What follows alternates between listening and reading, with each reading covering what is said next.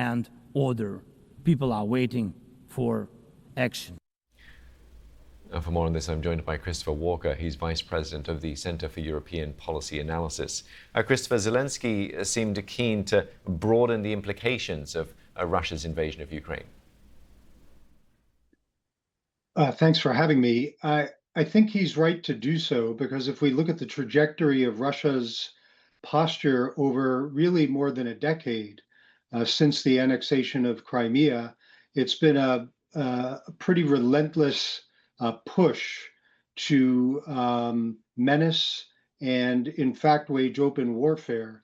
In the case of Ukraine, it's resulted in thousands of deaths within Ukraine. Of course, Vladimir Putin is mortgaging his country's own future by sending so many of his own servicemen to their deaths, now to the tune, by some estimates, of 1 million injured or dead from the Russian side. And so I think Zelensky is simply saying what's right before our eyes and really exhorting the Western democracies to wake up before too much more time elapses.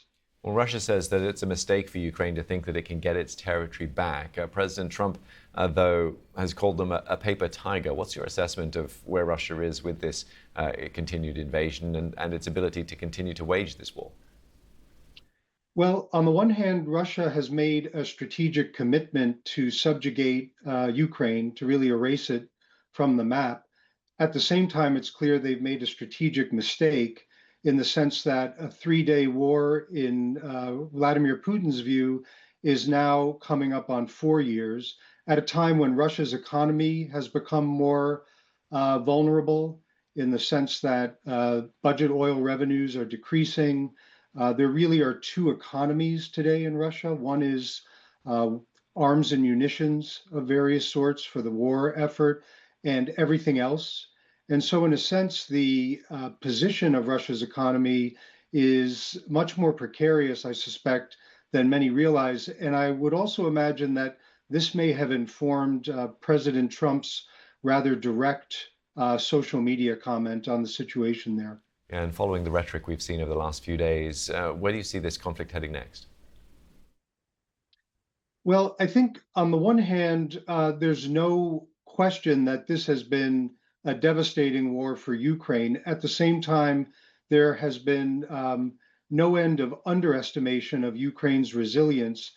For example, in the recent period, seeing the extent to which their both stated but also presumed efforts to hit Russia's capacity to wage war, principally by targeting their oil refineries, has also really put a bite into Russia's economy. So I suspect Ukraine will continue to wage a very resilient battle.